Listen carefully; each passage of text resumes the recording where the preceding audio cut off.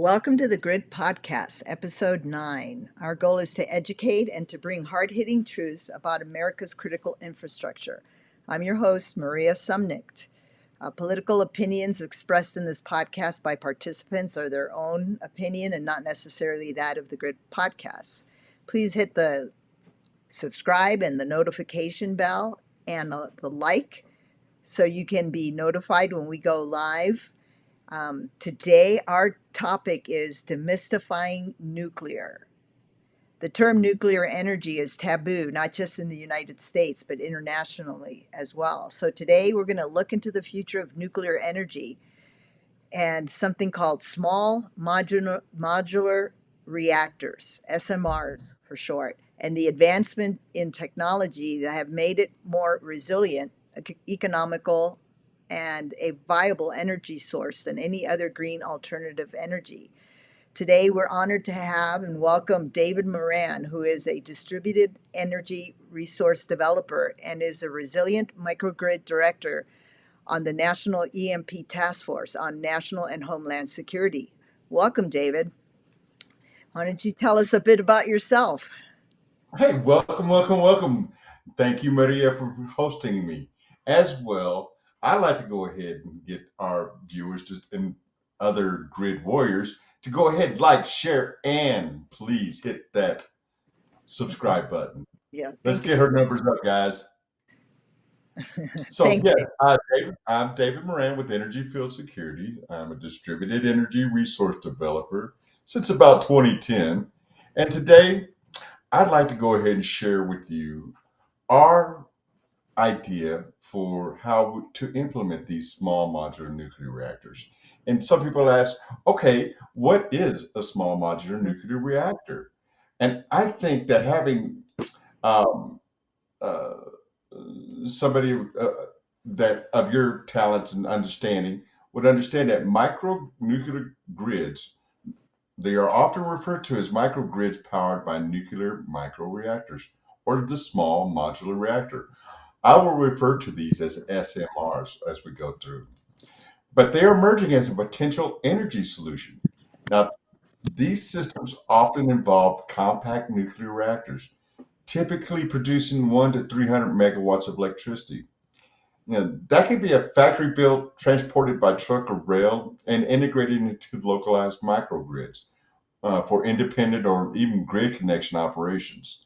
They're designed for applications like remote communities, military bases, data center, or as a backup to larger grids, offering baseload powers that can complement intermittent renewables. But there's some pros and cons to this. Safety advantages for microgrids have been uh, has built in several safety advantages over the traditional large scale nuclear plants, the heavy water nuclear plants, the light water nuclear plants. But they're not without risk, and claims of inherent superiority are now being debated. But the pros of this, that many designs incorporate passive safety features such as a self-regulating cooling system that rely on natural physics, gravity, and convections rather than active pumps or external pumps. This reduces the risk of meltdown even during failures. They can be sited underground, making them even more resistant to extreme weathers, earthquakes, or even sabotage. But nuclear energy overall has a strong safety record. I don't think there's, with no public deaths from radiation in commercial operation in like decades. And microreactors could also extend this by limiting accident scopes due to their small size. For instance, some models require refueling only after 8 to 10 years. This minimizes the human intervention. Now, critics argue that they aren't necessarily safer than larger reactors because smaller size doesn't automatically reduce the risk from radioactive release or operational complexity. The use of high assay low enriched uranium or HALEU fuel in some designs heighten the proliferation concerns. That means that whatever as it could be used for diverting for weapons if not secured. especially in the widespread deployment for exports. They could also become targets for terrorism or cyber attacks aimed at disrupting the power grid. But the military prototypes use weapon grade fuels, which isn't viable for civilian use due to the safety and regulatory commercials. Now, we're talking only about 22% for this enriched uranium, as opposed to the 25% that is used for this military. But overall, it's safer. It's for Pacific use, like remote and resilient applications. But the broader adoption, I think, it's going to require uh, rigorous oversight to mitigate the proliferation and security issues. And I think that the government can take a lead in this. Do you see this as a possible solution to the energy crisis, in that we are erecting data centers at such a uh, at, at a almost supernatural sort of speed, that this could be maybe a viable alternative energy solution instead of the data centers tapping into our grid, and therefore a grid that's frail already and can barely keep up with consumer demands, let alone data center. Would this be something that is possible for uh, a data center to look at in powering and meeting their energy requirements? Oh yeah, I mean, the more there's more of a load in general is going to stress out our overall grid. Hmm. This is this is a given. So unless you have some kind of some of these AI users having their own dedicated power, I mean, it's going to be a stretch, I think, for the policymakers to take that in consideration, right? I mean, they can't just align like a PJM or just allowing any capacity, real or even to be bid at, in their to allow them to know millions of Hmm. foot data centers that are going to gobble up power like small cities. I mean, Right. even the water resources, to come online. There's got to be a gating function, I think, so that otherwise people are just going to pay for it. I agree that there are other arguments that if you want to push some of them to get their own dedicated power to keep it separate from the grid in order to minimize the cost to us Right. average tax ratepayers. But I think that it should be part of a policy. Where a lot of it, going on to have shored up is the existing grid, right?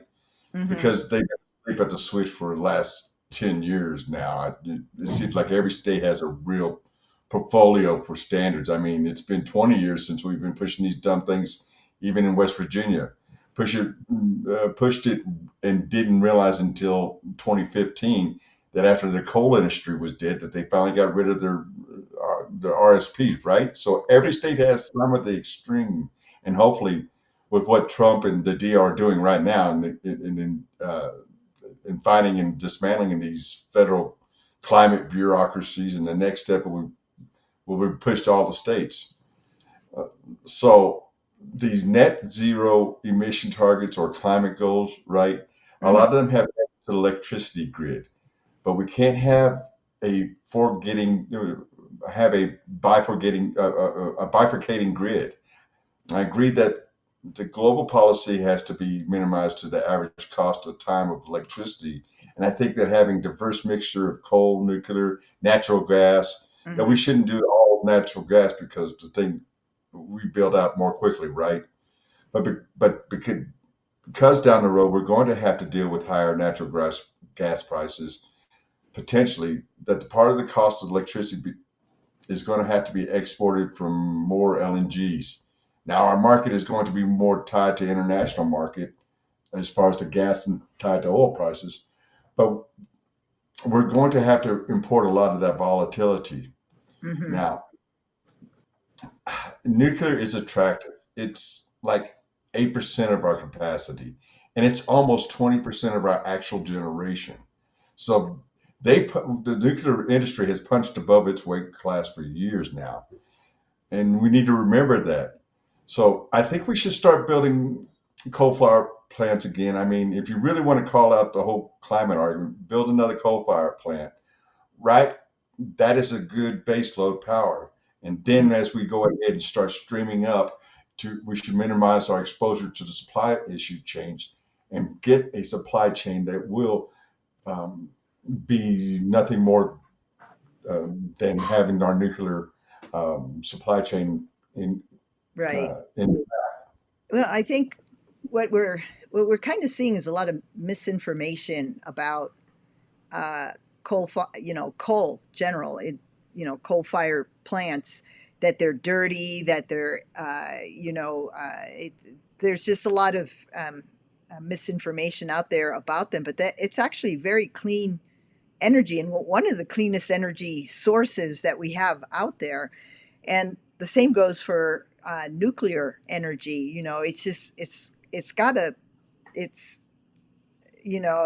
without pointing fingers, I guess the Green Initiative has sort of demonized these alternative energy sources, and for wind and solar, where wind and solar are good, but they're more of a I would consider them more of a backup type energy. What are your thoughts on that as opposed to primary? Okay, I do believe in an all approach for Hmm. any kind of nuclear or any kind of a generation. Now, with an asterisk, okay, with wind and solar, it is very intermittent, but Hmm. does have its usage.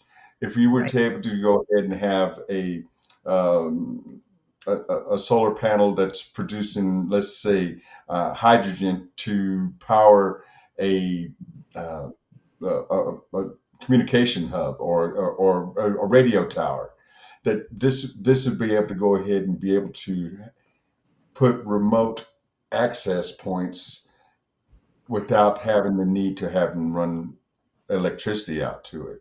So there are some things that we're able to go ahead and have, but for a on-demand bulk supply chain, Mhm. it's too intermittent.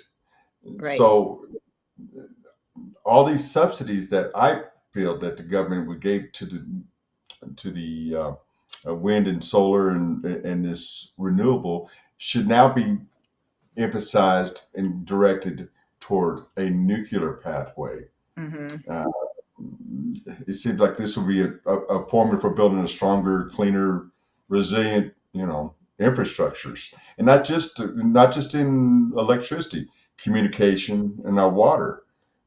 This is what we need. Right, right. And our military bases too need, I personally believe, their own power source, and not to be reliant on the consumer grid uh, because of the current state it's in. But the right now, all our military bases, I believe, especially in the lower 48, all rely on the consumer power grid for their power. So if anything happens, they're down too, right? Oh yeah, I think that's great. I mean, the idea of being able to have, and I believe President Trump is actually allowing federal land, which would entail forts, bases, to go ahead and have that nuclear. I'm kind of interested to see how the public around these institutions start to understand. Oh, we're going to have a mini nuke here beside us, and Exactly.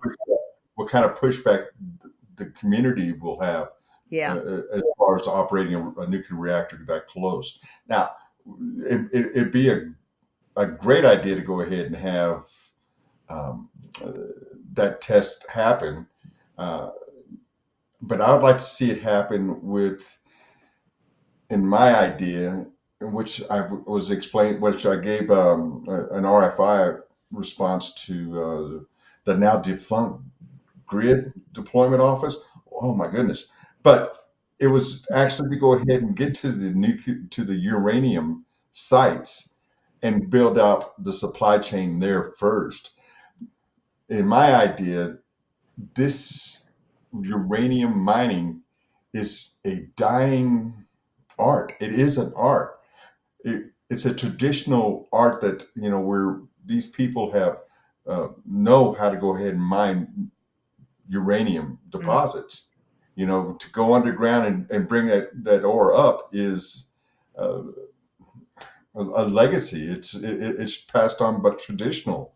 Right. So people who are actively see the benefit of having uranium in the community would be more receptive to go ahead and being powered their mining operations as well as any of the transportations. I don't know. It's just a thought of mine, a strategy of mine. Yeah. Now I know you put together a presentation of Oh, wow, yes. of your solution, and I would like for you to walk myself and the audience through it, and talk about how these SMRs are safe, clean, efficient, and more resilient, and really is an alternative energy source for the future. So let me bring it up, and then so we're at slide one, so you can move. Oh, the Greek podcast? Okay. Yeah, yeah, Well, this site is our Salus site, and we call it Salus after the Greek goddess of resiliency. Now, in particular, this is a 1.7 acre lot. No, I'm sorry, 7.1 acre lot. It's vacant, and it sits on Delta Health campus. All right, we will be going to this 20,000 square foot building that will house training as well as office space for the headquarters of Energy Field Security. And its edge data center being powered by a molten salt nuclear battery. Now, molten salt nuclear battery has a uh, a real nice uh, advantage over these other small modular nuclear. It it allows fusion of the reactors to consume most of it. And what I mean by that is that the microtech nuclear battery base values is 80 to 85%, and this won't increase uranium consumption requirement over the next 10 years, which is its expected lifetime of 10 megawatts over 10 years. Now, what is also great about having this Microsoft nuclear battery not being powered on site is that once the molten salt is now being um, hardened, it becomes inert. So that means that traveling on the back of a pickup truck, back of a train, that it that we don't have to have the NRC or a fast team out there to transport it because it's inert. It's solid. It's made its way into fluoride salt.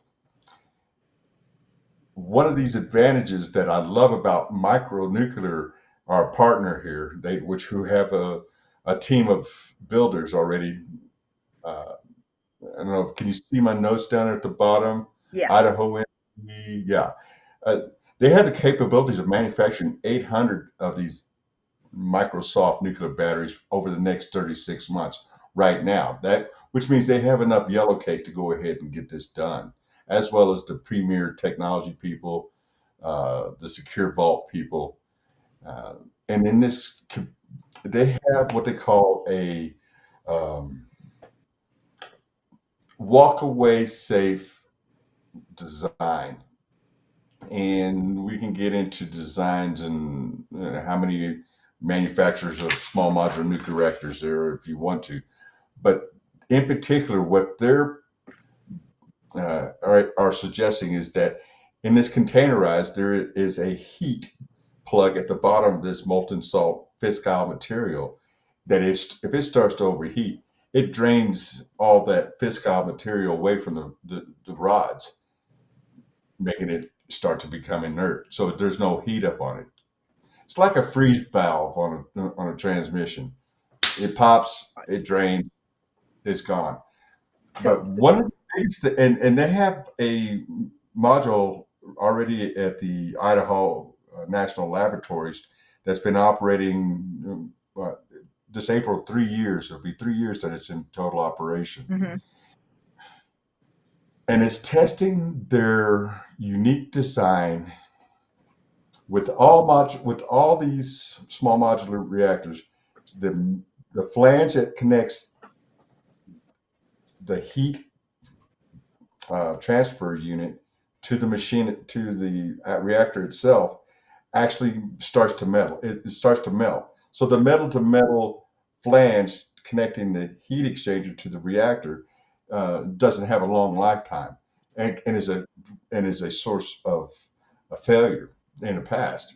But they came up with a design that eliminates this, and this is what they're proving out there.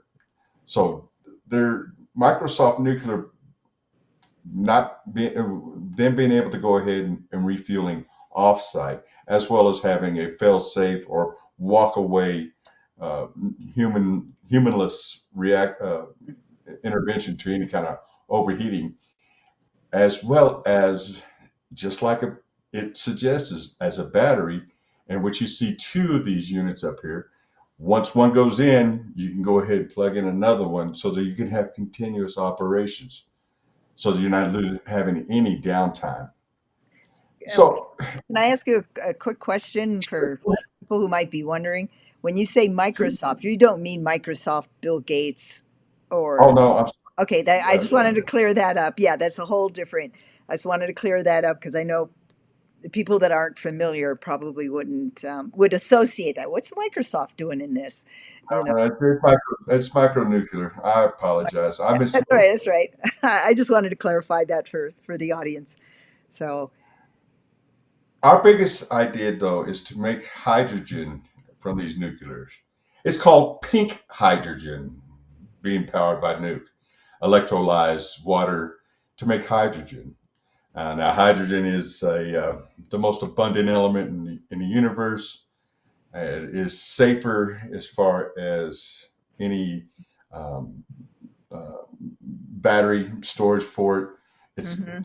It has a higher ignition rate than gasoline, and our idea is to go ahead and not have also have these hydrogen fuel cells as backup, but we should we are thinking about going operating a EV hydrogen refueling station at the bottom of this uh, piece of land, so that now that we're able to go ahead and refuel a supply chain of transportation of for that supply chain for nuclear. But the biggest thing how we're going to be able to pay for this is through these mini data pods.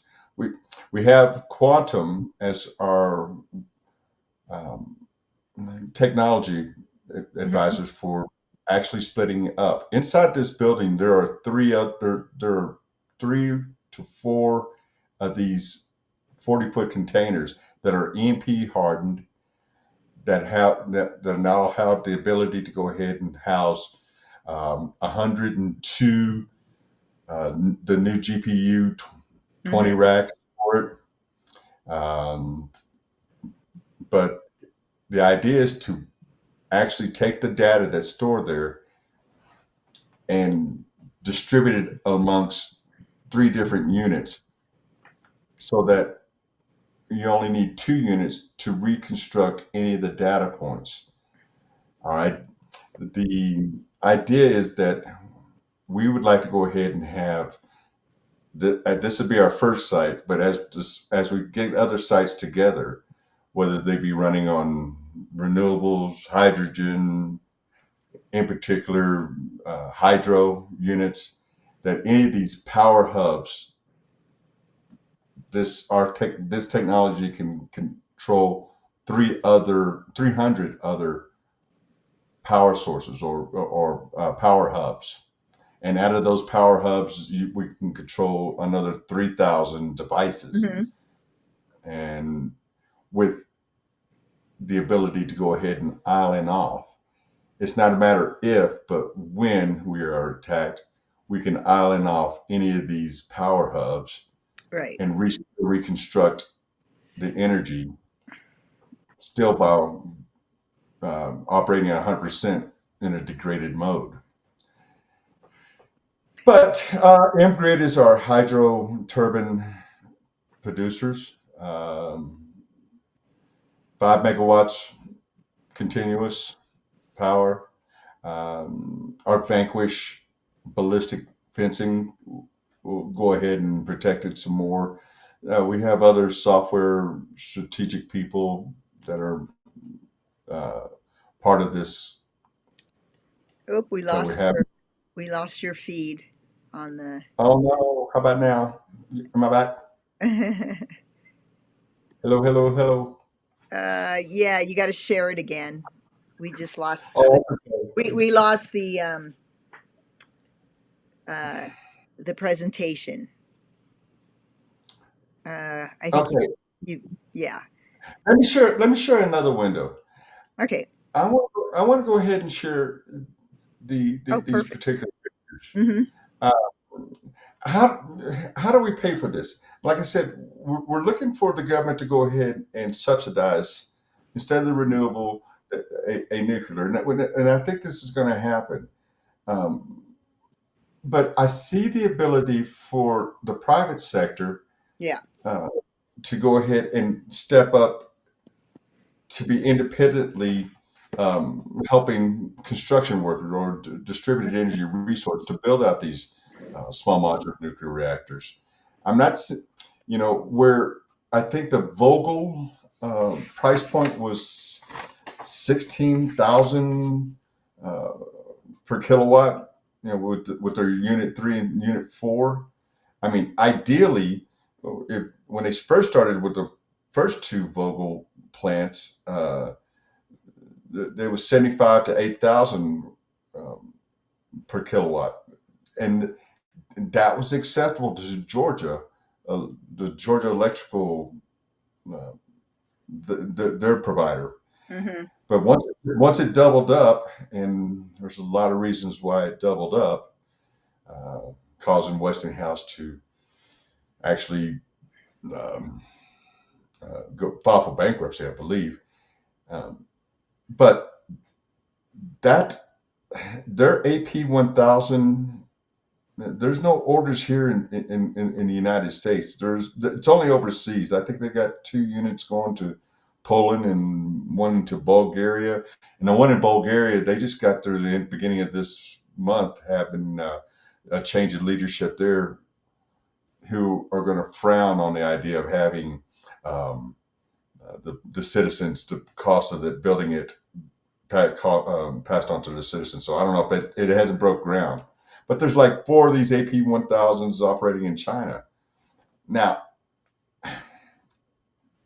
I see that having all that expertise of, all right, how did we go ahead and get the change orders in? How did we able to go ahead and take this offsite and be more proficient at, say, for instance, which they were from unit 3 to unit 4, Mm-hmm. and get it down to, and all that knowledge being already put into place here in the United States is going to be lost. I mean, I see that now they want to go ahead. Westinghouse wants to go ahead and put out 10 more units that they said they're ready to go ahead and but there's no sales orders for them. But I think there's 94 operating nuclear sites. I mean, at the peak there were more than 100 of heavy water nuclear sites. Mm-hmm. If we can start going ahead and backing up these nuclear sites with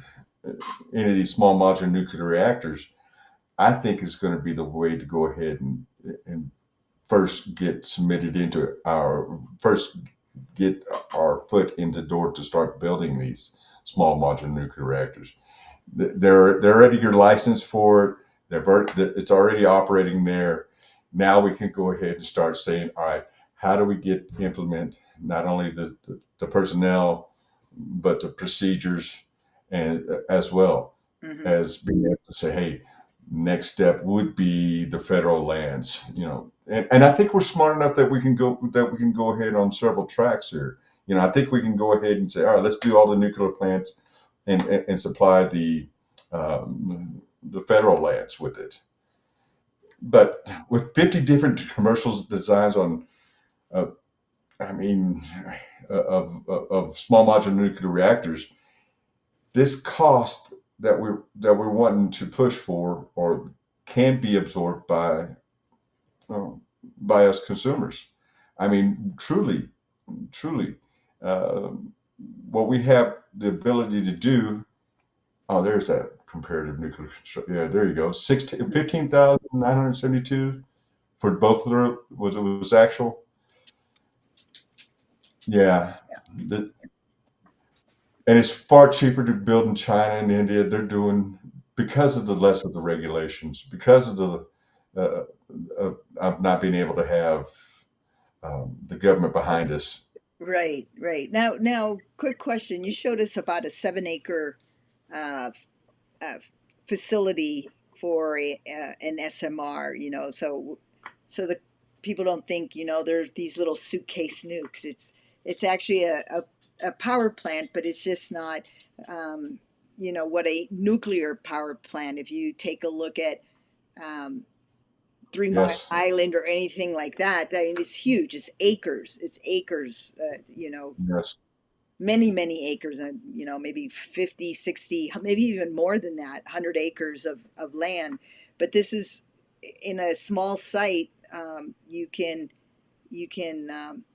have this potential alternative energy source to help the grid, and as a consumer, if one of these winds up adjacent to my community, what are some of the concerns that you would have? Because right away, if someone says you're going to do what, and how would you pacify the typical NIMBY? Not in my backyard. I like that NIMBY. Uh, Actually, I guess that remains to be seen. Like I said, I see that having a society or a community that it's already used to having uranium would be an easier sell for a lot of the people who have been growing up thinking that nuclear is bad and that Hmm. having uh, nuclear as an energy as a business service is going to be is a tall tale or a going to be a tall ask for these people who've grown up thinking that this is it. But if you look at it, the nuclear industry is probably the only one who started out, what, 60, 70 years ago, Yeah. and we haven't been able to go ahead and build upon it. I think it has to do mainly with the nuclear regulatory commissions as well as some of these electrical um, utility providers that didn't understand it or didn't want to go ahead and have it. But now they're being regulated to the point where there's got to be zero incidents happening. There's no human casualty factor in it. So it is the only industry I know that you have to have zero deaths from it. And if you look at the car industry, the aviation industry, you know, we understand that there are deaths and mishaps, and we understand that the risk reward for it um, is there. I think that having the saying, oh, hey, look, for instance, at our Sailor site, we will supply all the power for our hospital. We will we will not only be able to supply the power to them, but uh, one of the byproducts of hydrogen, electrolyzing hydrogen from water, is a byproduct of hot water. So now we'll be able to go ahead and put all the hot water that the hospital may or may not want to be able to use um, uh, back into the boiler. So here we're having cheap, reliable energy.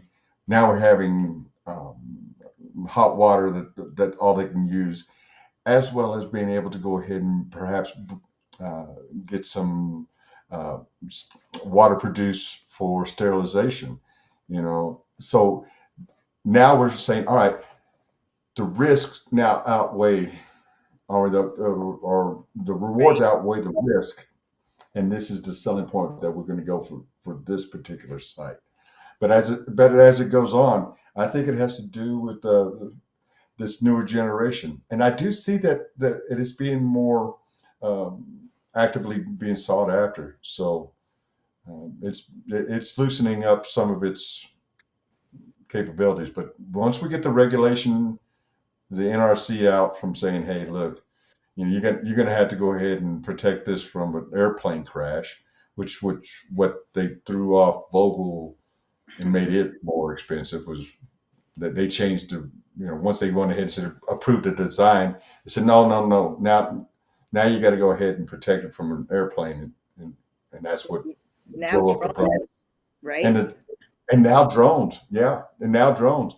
And there again, though, if we're able to go ahead and say, hey, look, you could take out this one, two, three, we're still able to operate at 100%, 95, 90, 80, 85, percent degraded. Now those drone attacks won't be so devastating, Right. or having a cascading Right. effect.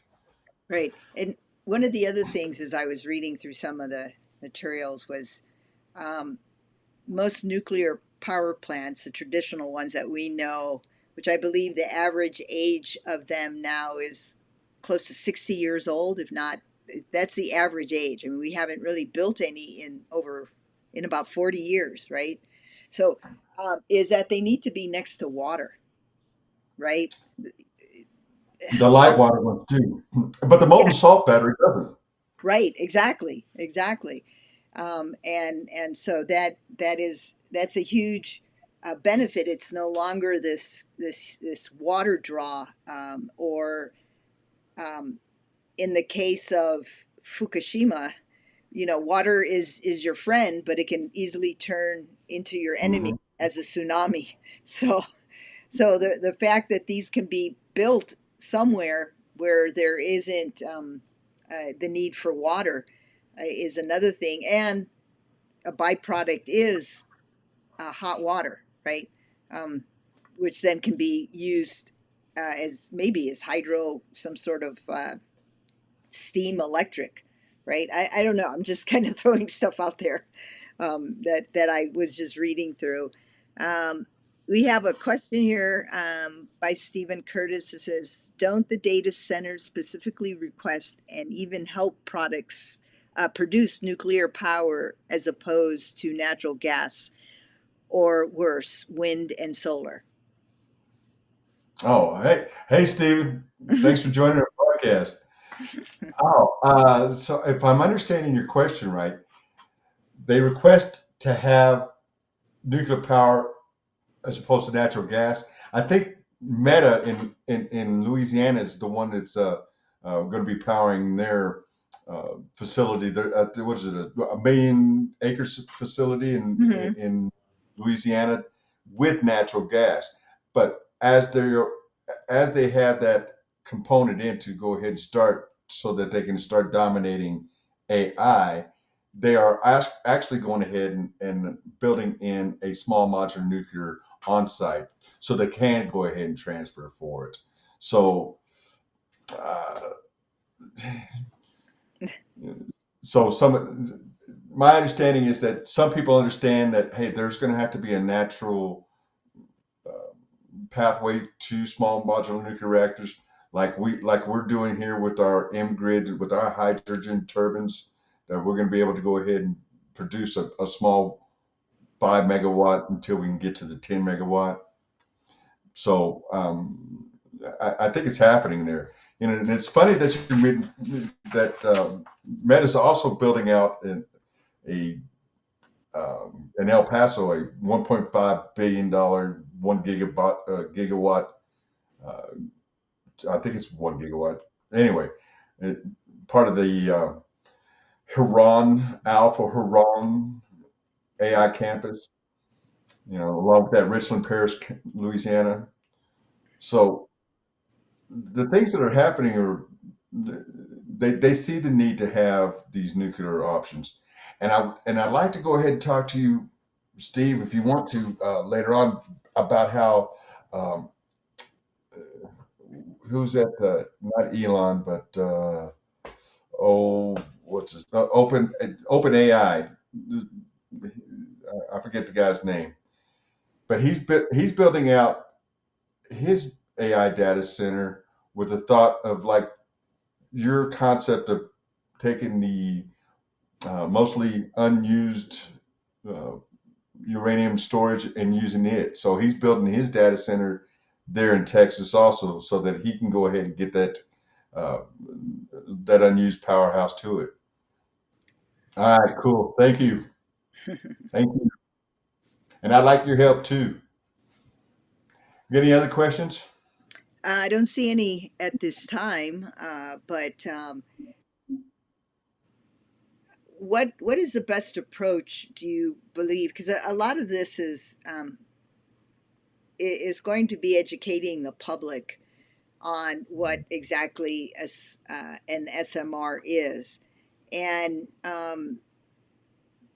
and how what are the benefits of it in having this uh, in these solutions also be part of the greater grid and giving it more resiliency. I mean,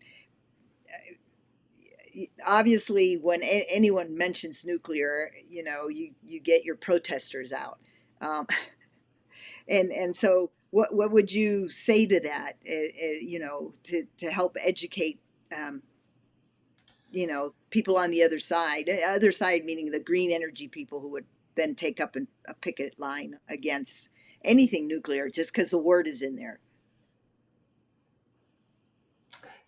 I think and I hope we get to the point where we're able to go ahead and educate people who have been in who have had a long standing a long understanding and indoctrination to hate nuclear or to fear nuclear.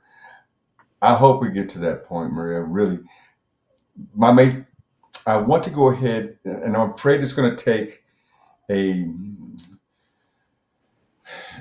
either a solar storm or geomagnetic disturbance that's going to knock out something, and they're going to be forced to realize that, hey, look, the 40 years that we've had not doing anything to but ignore, have infiltration of our electrical system, that they're going to say, hey, we want something done now. And I'm afraid that's what's going to turn their heads and say, oh, the old way is not a good way. We need something different. But I think the kids nowadays and this new generation see the value of having um, nuclear energy as a source of power. So, and there's some other exciting things happening. Like I said, there was some 92. I mean, some 50 different commercial uh, SMRs out there. Hmm. One of the one that I was pitching at the end of our project at the end of uh, October, and to the clean energy resource people, and one of the companies actually has a nano um, nuclear. They're just putting in one isotope to run this whatever machine. It sits on a gimbal. It's pretty fascinating. I mean, we're talking micro, and they're going nano as far Hmm. as nuclear production. Whatever, having drones fly without batteries, without longer on stay times. I don't know. So I think that once we start getting that understanding that, hey, we can power our cell phones or our laptops, whatever, without having a battery, without having plugged up, then Right. they're gonna start seeing, oh, hey, yeah, The advantages. Yeah, and yeah, in the site that you were showing us, you had EV stations. So I mean, this can be something that um, really could take the electric vehicle to the next step. Because right now, it's still, if I want to drive from San Francisco to Los Angeles, I have to stop just at the bottom of the Grapevine and wait 2 hours until my car charges before I head up the hill, right? So it's still not a viable, you know, mode of transportation, the electric vehicle. It's just, it makes sure it's a long trip anyway. It's a, you know, a 5.5 hour trip, depending on how fast you drive. Um, and now you've added 2 hours to that because you have to charge your vehicle as opposed to putting gas and going, right? I Um, agree. Yeah. So so yeah, it's the infrastructure is what needs to change in my yeah, mind. I it mean, does. and the best way I know how to do that is if we can build out a supply chain that's tailored for the nuclear industry. So Yeah, that, no, agree. that's my goal. So it's not so much product centric. It's more, hey, how do we get our water? How do we get the communication? How do we get the electrical all running efficiently and sustainably? Yeah. Now, Steve said slightly used nuclear fuel, and he put a question That's mark. what it's called. What? That's the term I was looking for. Okay. So, Rick Smith says, what does the current and future landscape look like for government tax incentives for developing SMRs? Uh, Good question. Good question, Rick. You know, as we've seen with the new Department of Energy's uh, uh, breakout that they're having, it, you can see that a lot of the concerns that we've had in the past, uh, as far as the COP 30 when it ends in Brazil, you know, the uh, some of these researchers, you know, some of these policies, especially as it was in the Biden era, as it pertains to power plants, refineries, that it's going away. But I say that we can go ahead and have have an opportunity to have these funds go towards uh, nuclear, you know, or even a bolstering of our infrastructure, whether that be from um, the protection from GMDs, or that be from the ability to go ahead and have classes or courses that have that ability. So I'm thinking that these programs that were uh, geared toward not only the solar and wind facilities, that we might be able to go ahead and say, all right, let's not tear that down completely, but let's now prioritize, or let's go ahead and give that to anybody who's going to promote any of the nuclear or infrastructure for hardening. So I see that we're able to have two different paths here, as far as regulating, but also incentivizing. I don't know. I kind of like to know what your thought of it is.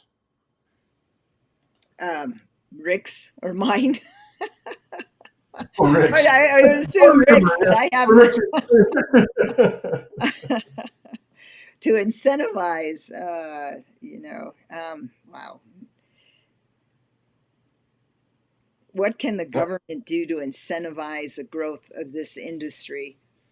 Um, Guaranteed loans.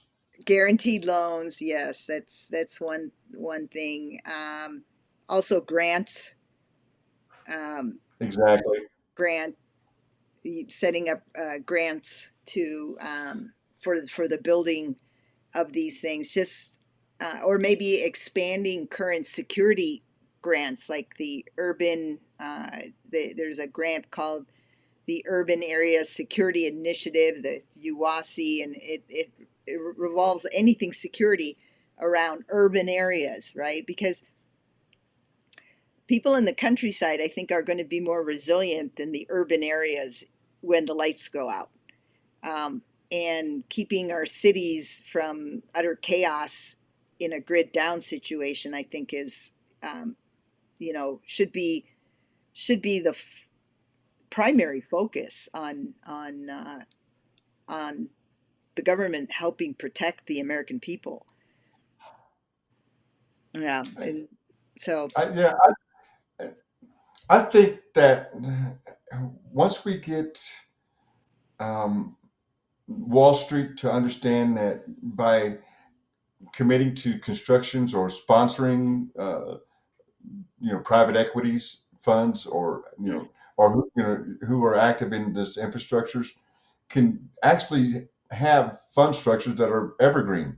I mean, if they realize that a 10-year private equity fund term probably doesn't work when you're investing assets of 75 to 100 years of operating life, but we can force these fund managers to sell at a point in time that's, you know, artificially reasoning, maybe even leave money on the table. A lot of incumbent managers, like Blackstone or GPI or GIP or Marquette, they yeah, develop these evergreen structures that continue to hold on it. So there's nothing that's saying that after you build it, these sponsors couldn't also continue to hold it and then mhm, potentially sell it down the road.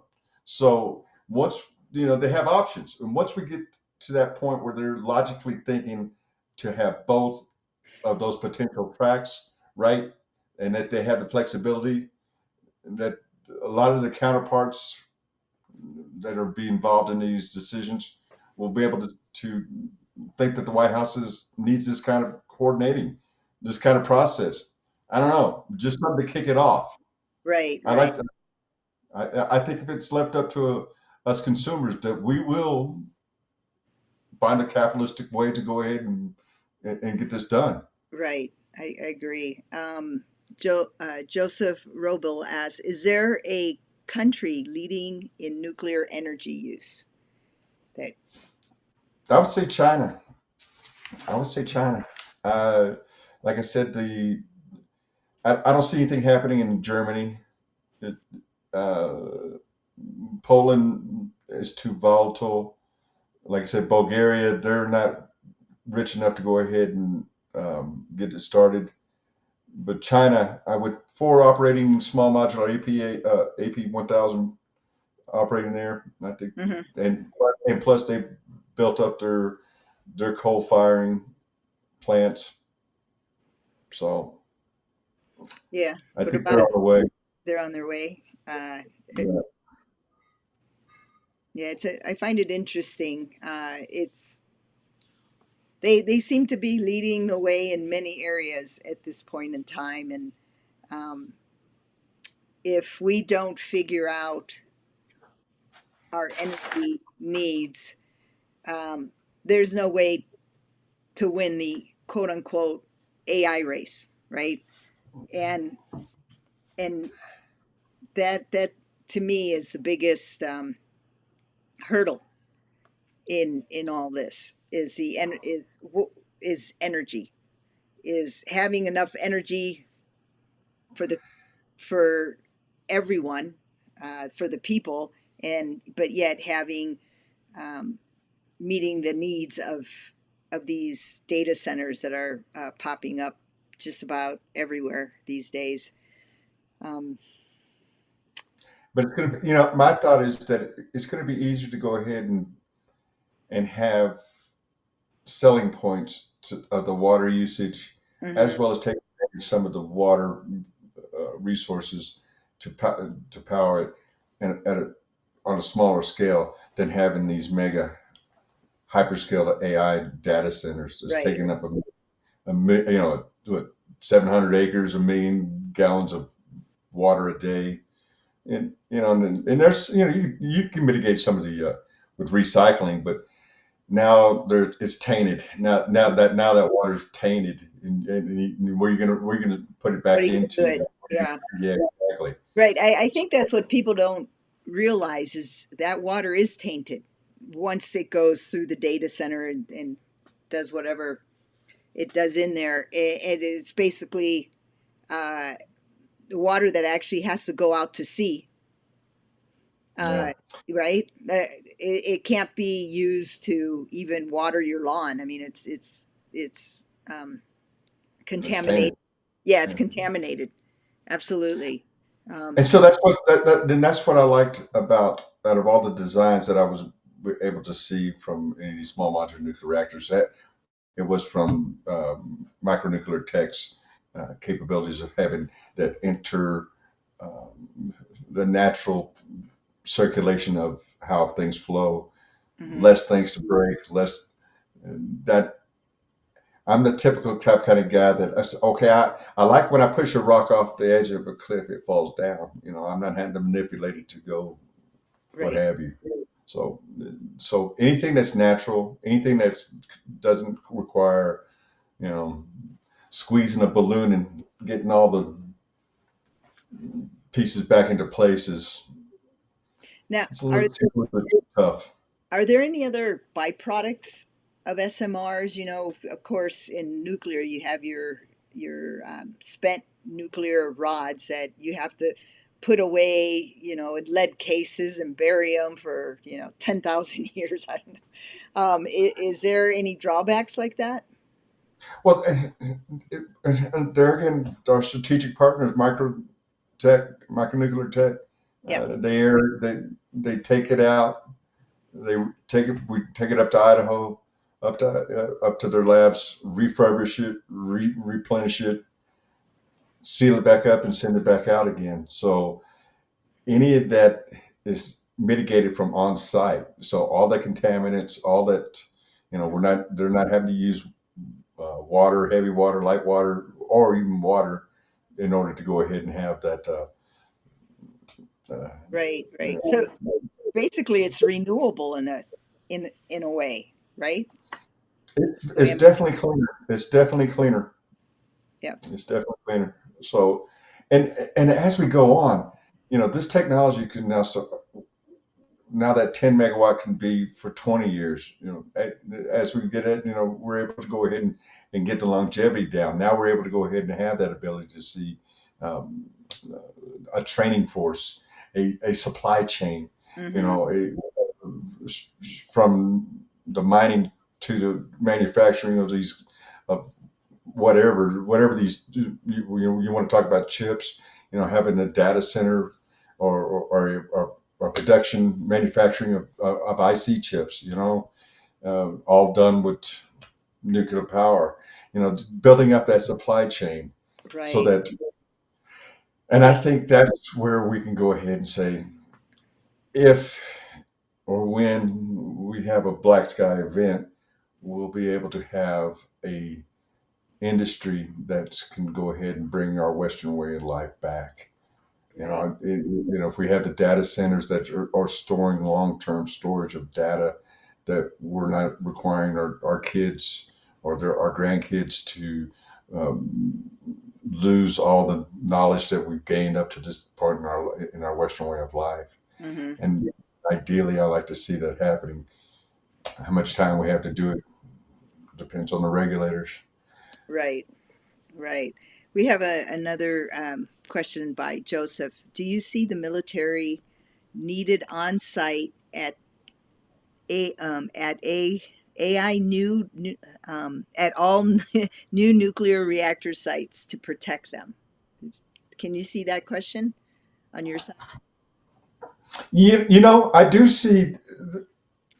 see a security level. I'm from a physical security realm all my life, and to have those layers of security has always been my thought. The further you push out your capabilities, the better off you're able to protect yourself or be able to have more options. And it's all about options. But do I see the military? Not really. I mean, if especially with these small modular nuclear reactors only operating on 22% Mm-hmm. of isotope being irradiated, where it takes a 25% for nuclear grade for weaponing. So even if you were to seize it, I think having that you would still have to process it even further. So stealing it wouldn't. Now sabotaging it so that you don't want to have the hospital or a government continuity of some type, I think can be left up to local law enforcement. And if we really want to go ahead and start saying, all right, how do we control? Well, how do we push this perimeter out? If we're able to go ahead and have facial recognition, if we're able to go ahead and have the uh, cameras that are around the facility tied into gun detection, facial recognition. Now that early warning part of it is up, and the fact that they're not able to go ahead and be an unknown and slide away from it. That, and there again, what are we taking out? We're taking out one little small power hub, where there's many, where there's multiple of them. So I don't see military being had to be used, but I do see local participation being used. Okay. Well, thank you. Well, we're right at the top of the hour, and Already? already, I know it goes by fast. Everyone says Wow. that. Everyone says that. It's like, what? We've already gone a whole hour. In closing, what are some of your closing? What do you want the people out there to know about SMRs and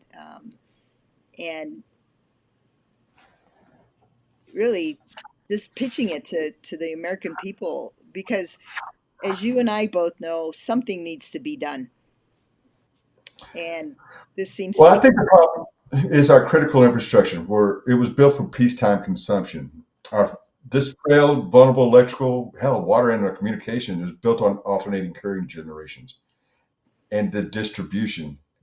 They rely on our Chinese devices for that control. I I really don't. Really want to get away from any of the China supplied pumps, valves, motors, relays, other equipment. Hmm. Um, so having there's not a perfect person. There's not a perfect technology, but there is a perfect opportunity to go ahead and generate, distribute, and consume energy, and that is now. Right. I agree. So, And David, if where can we get more information about you and your company? Is we have a website, www.energyfieldsecurity.com. You can contact me at david@energyfieldsecurity.com. And and all glory and honor go to God. mhm, I'm just a absolutely. humble servant. And I put your contact info and the website in the chat. So, so if you have any follow-up questions, you can put them in the comments and we will respond to any questions, or feel free to email and contact Dave. David is located in Mountain Time. So it's Yeah, just for those, just so you know. And I really look forward to seeing your project come to fruition over in Delta. So maybe we'll have you back when that is up and running, and we can talk more about it. So thank you, David. I want to thank wish you. I want to wish everyone a very happy Thanksgiving with your family and your friends. And thank you for your support on this channel. And until next week we're going to have Steve Vallant of the Foundation for Infrastructure Resiliency. He's going to be talking about household and community readiness. So it's something that you don't want to miss. He's actually has a very detailed community planning that any community can put together and form. So Until next week, Grid Warriors, take care, and we'll see you then. Bye-bye.